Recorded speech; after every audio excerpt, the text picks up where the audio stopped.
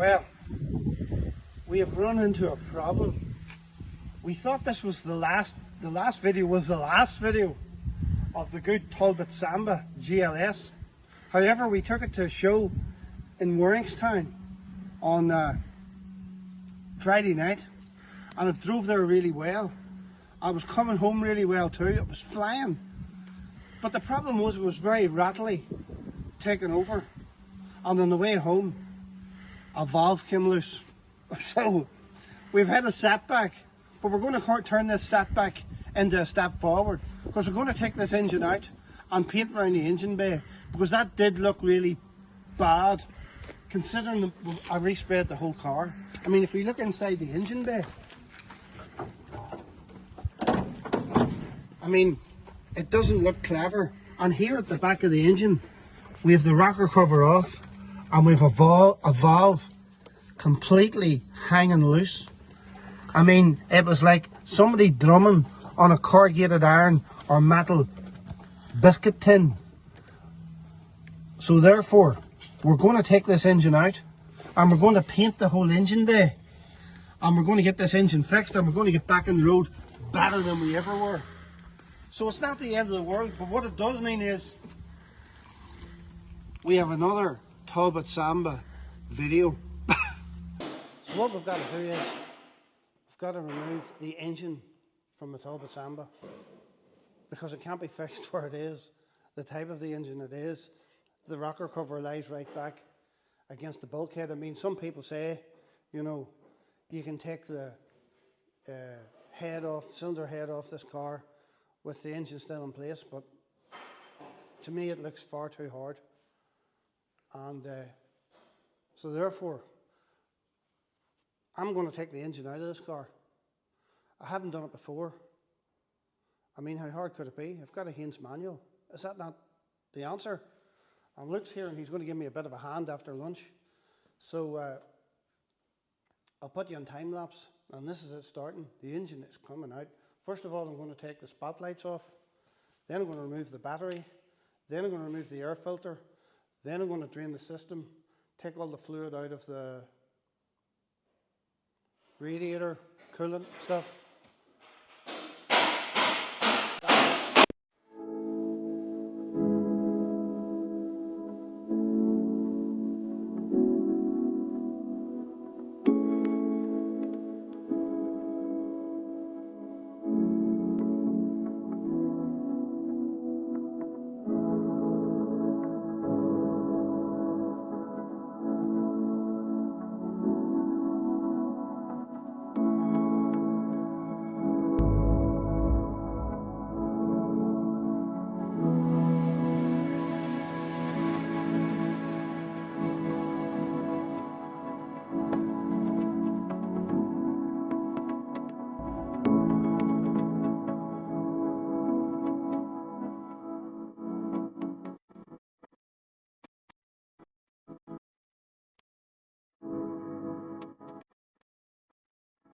So that's our air filter out, grill out, spotlights out, rocker cover, horn, battery, spare wheel holder, coolant reservoir, radiator and radiator fan.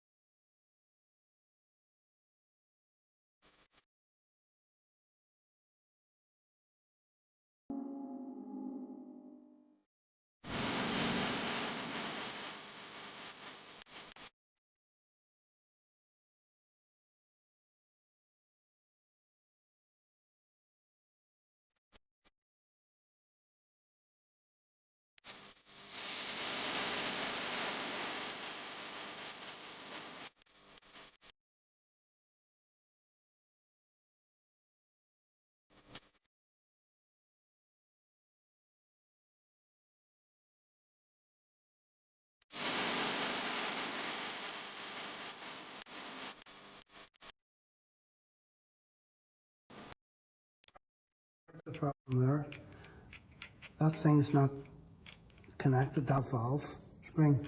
The two wee collars were lying in the bottom of in the head here.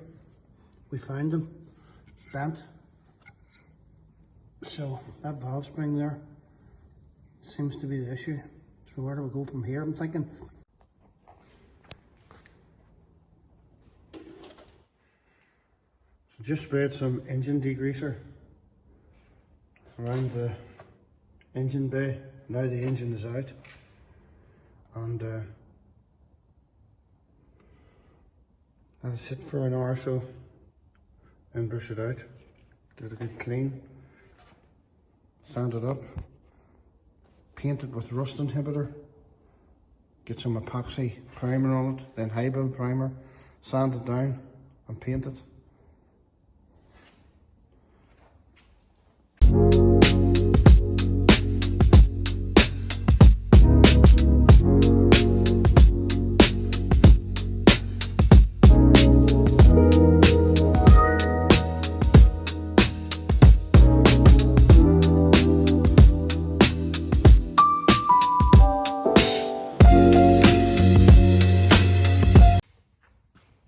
So really making progress now. Engine and gearbox is out of the Talbot Samba. I mean, before this year, I never really took the engine out of anything. And now I've done two. I mean, we took the engine out of the Citroen Saxo, which was a tremendous restoration of that little car on our channel.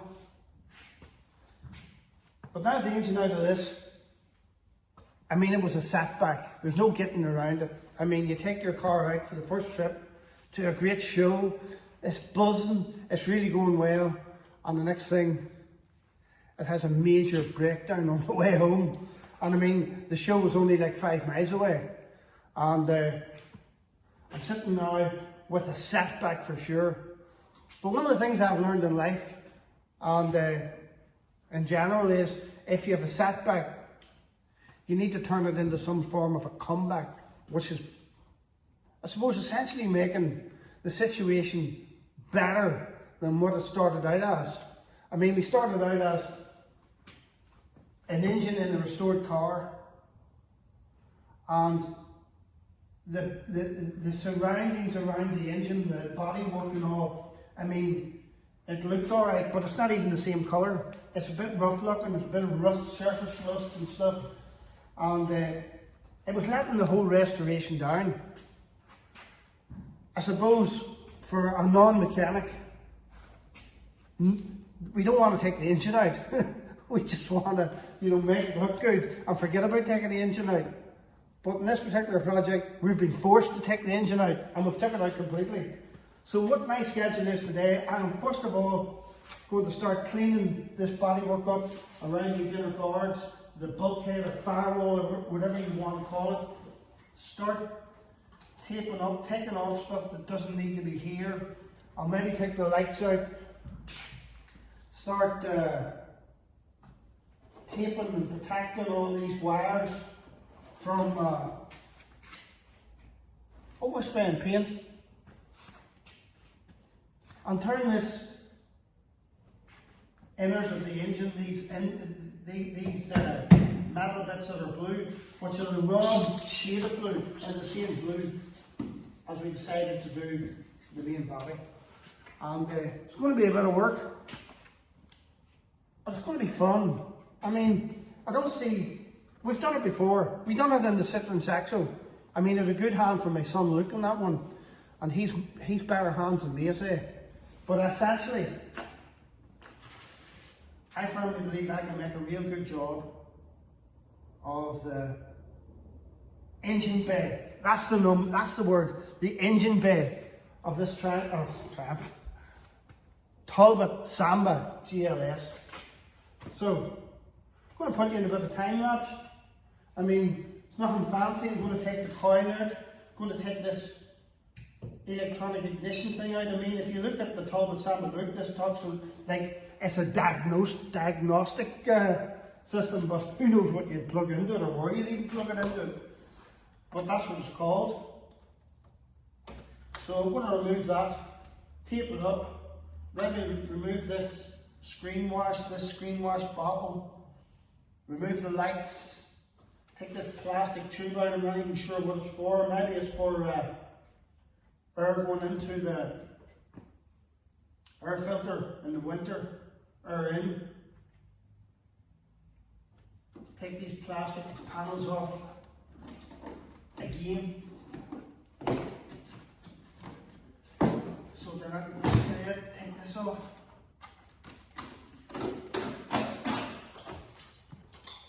And just essentially get this thing ready for paint. I may even take the chassis plate off it. So I'll just give you a good look round what it looks like now. There's no holes, I mean there's no welding to do, which is amazing, but it needs a good tidy up.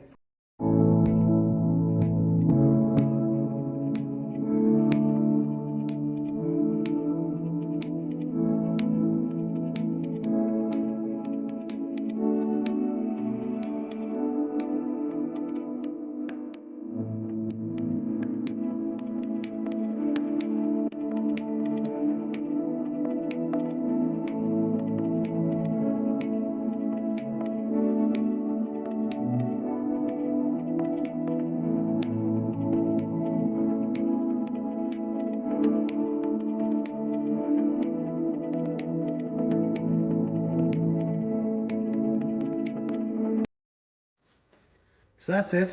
As I said, you take this sort of stuff off. But the inner guards, engine bay, is so solid. I mean, the whole body of this Talbot Samba is really, really good. I mean, a bit rusty down here, but it's only surface rust. I'm going to treat that with a rust inhibitor. And then I'm going to epoxy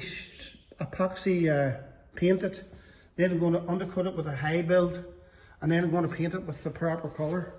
I mean, I'm going to paint the brake pipes probably black, maybe these bits black. I'll probably paint this, clean this up and paint it silver, or maybe not paint it at all, this servo. So it's more, it's just pernickety sort of work that nobody wants to do, but I'm going to do it because I want to turn my setback into a comeback. And when I get this engine in again, I mean the car's going to look so much better from a complete restoration point of view. So that's the plan. So about 2 hours later, if everything's sort of bolted off, that I can bolt off within reason. Like I'm not going to take the brake system out of it and the pedal box and all that sort of jazz. But I've all the wiring bolted off, water bottles,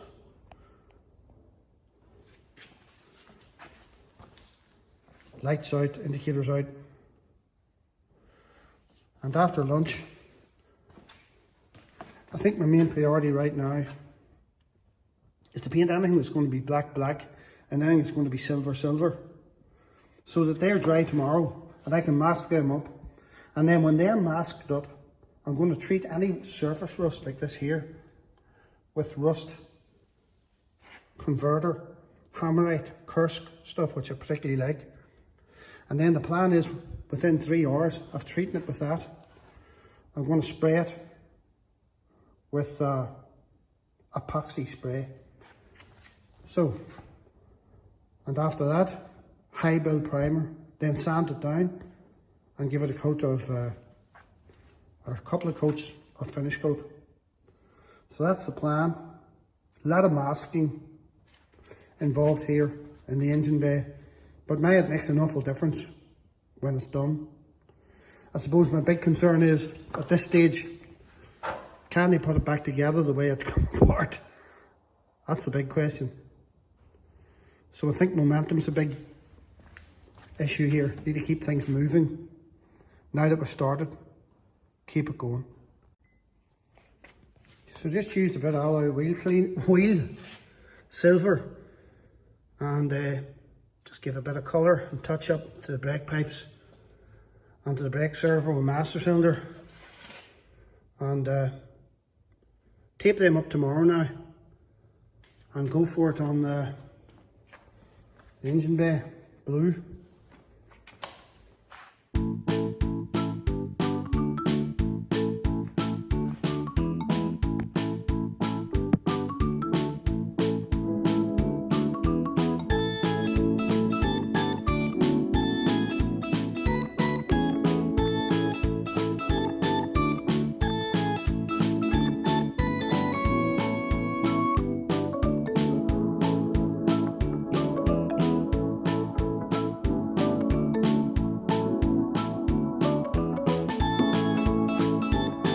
So in the Talbot Samba, we're ready for the epoxy primer. Now when I went to my supplier the other day, he didn't have any. So given I haven't that much to do, I says, well, can you not just give me like an aerosol of it? So I got this aerosol here.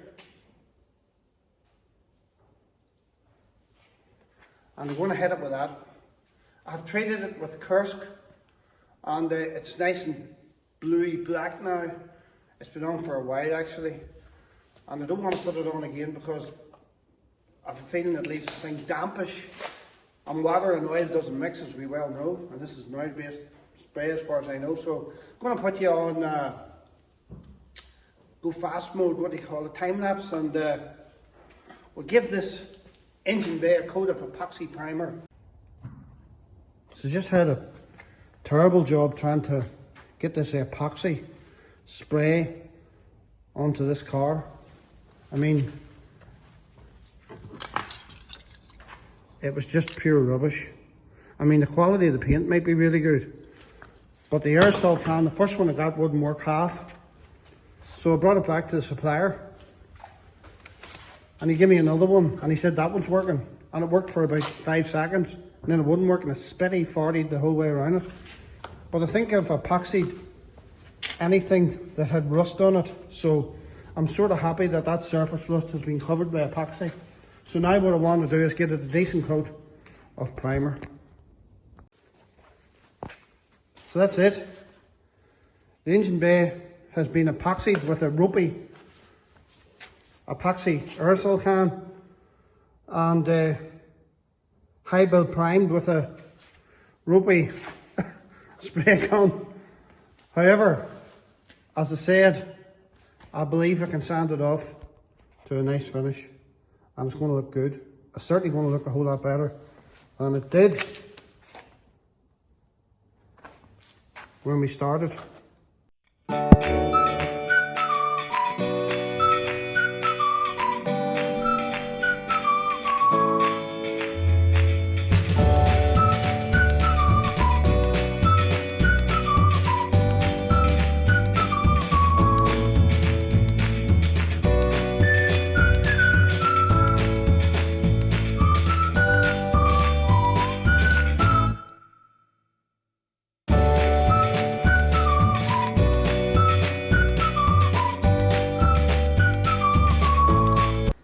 So as you can see from the last video, spraying this car, the inner guards, but I mean I sprayed the whole car, which I'm very chuffed about. But spraying the inner guards, I'm no expert. I mean, I was cleaning the gun before I was about to spray, and with the paint mixed, I just wanted to give it a little clean out. And I shook the gun up and spilled cellulose thinners all over my t-shirt. So I bunged my t-shirt off and stuck the coat on, and sprayed the inner guards of this car with high build primer with the coat on and no t-shirt. And I mean, taking the coat off was supposed to look a bit like a flasher or something, but it's just the way it turned out. So the plan is now, I'm going to give this a light sand with 320 sandpaper, 320 grit sandpaper.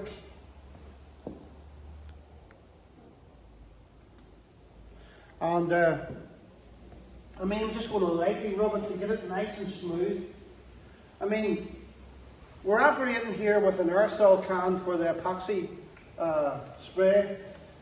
Then we're using a 20 or 30 pounds spray gun, which I sprayed this car with. I sprayed the yellow citron that we've done up in some of the previous episodes, citron saxalope and scandal, and you know what? I'm happy with it. I mean, an expert's going to find fault in it, but I'm just happy with it. I mean, you can do this. This stuff is not so, you know, smoke and mirrors that nobody can do it. It can be done. I mean, you can rub this here lightly, just lightly, and it brings it up lovely and smooth, ready for the finish coat. So what I'll do is I'll rub the whole thing down with 320 grit. Then I'll blow it off with the airline. Then I'll get some panel wipe and I'll wipe it clean. Then I'll just spray it with the finish coat, which is 50% paint, 50% hardener, maybe a little dash of thinners, and I might even put a very small dash of lacquer in it to give it that a bit more bling. I've been told that that works, so I'll try it out and see how it goes. So that's where we're at. This is how we're going to do it. I'm going to put you in time lapse. I'm going to sand the inner guards of this Talbot Samba GLS.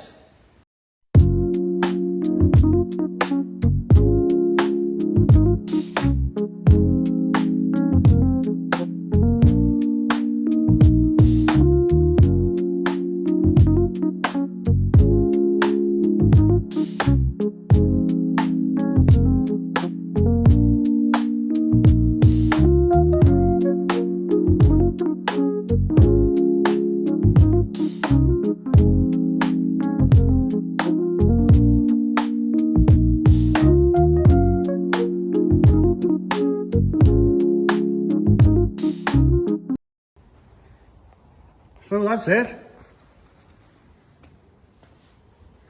The engine bay is painted and looks good.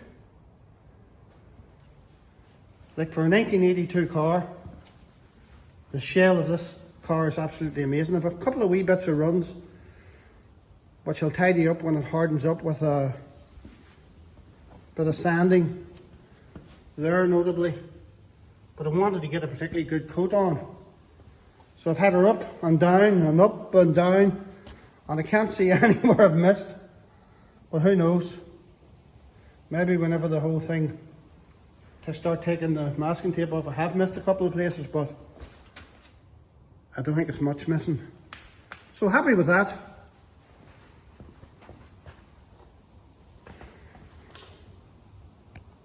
So I've decided I'm going to take this contraption, this rod and wax oil, and fill up all the nooks and crannies in this Talbot Samba. I mean, you're going to look back at this Talbot Samba in years to come, don't know where it'll be, and say, goodness, they were well made, those Talbots. And I mean, they were reasonably well made, but the thing about it is we're going to protect it. This is a real survivor car. I mean, there's one of two that I know of that are surviving. So we're going to force this pipe up all the back section bits and different nooks and crannies, and we're going to give it some ultra protection and have confidence going forward that it's going to last. So in this little back section cross here, we're going to feed it in as far as we can get it.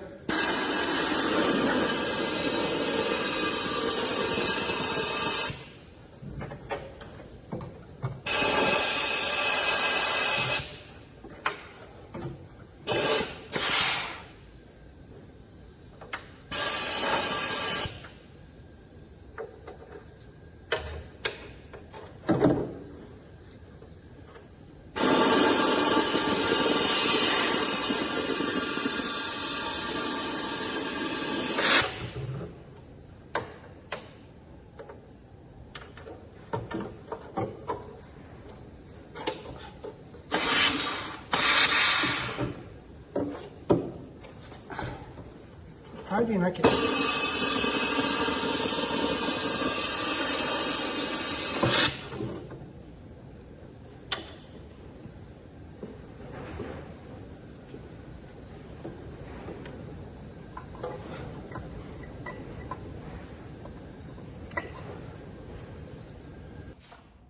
with the engine bay protected, the chassis protected, even me protected. I mean, wax oil gets everywhere. But this was a video that I didn't expect to do. I mean, the Mouton took this car to a great speed, not to 60 or not to 50, and we took it to a show. I mean, it was looking amazing, and as far as I was concerned, that was a finish. But we run into that snag where the engine broke a valve spring on the way home of our first main outing, and that was very disappointing. And I mean, I had to pick ourselves up and turn a bad situation into a good one. But I believe we've got to a good place. I mean, the engine bay in this Talbot Samba did look ropey, to say the least. It was solid-ish. I mean, there was no holes or anything like that. It needed protecting, and we've turned a bad situation into a good one so far. I mean, the engine bay is looking really good now, and we're ready for the installation of the engine, putting everything back on the inner guards, and we're going to start that on the next video and put the engine into it, find out what's wrong with it. Why is it breaking a valve, or has it broke a valve? We have our suspicions about the engine. Number one, it broke a valve, and that's not the first time it broke a valve before, or not a valve spring. And it's not simple in this car. I mean, if it breaks a valve spring, you really need to take the engine out. I mean, if you were some sort of a, you know, supernatural gynecologist, you could maybe do it, work at it with it still in, but it's very tight, to say the least. So what we intend to do is find out what's wrong with the existing engine, either get it back in, or I've got another engine on a Peugeot 205. The 205's rotten-ish.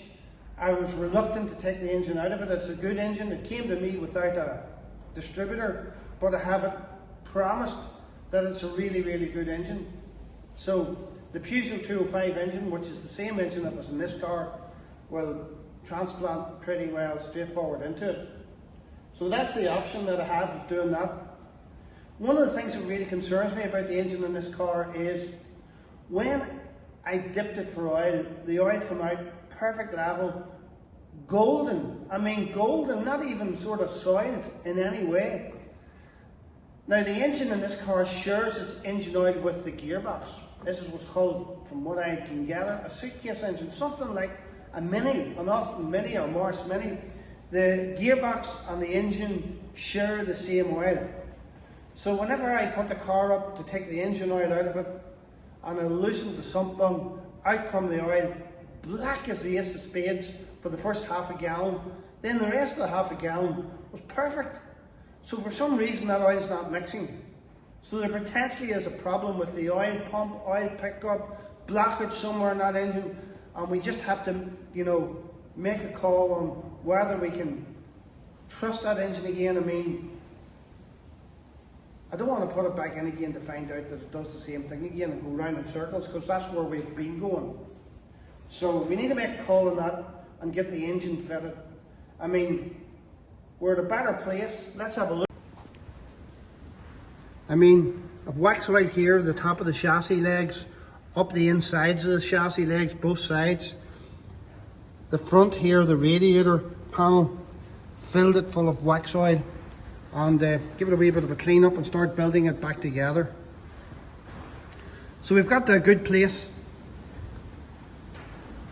The car is structurally sounder, looks better in the engine bay, and looking forward to putting it back on the road and enjoying it. So that's it for this episode of Finally Finished Classics. Thank you for watching. Thank you for your support, for your encouragement, and look forward to seeing you again on the next video, when this car will be running and back on the road.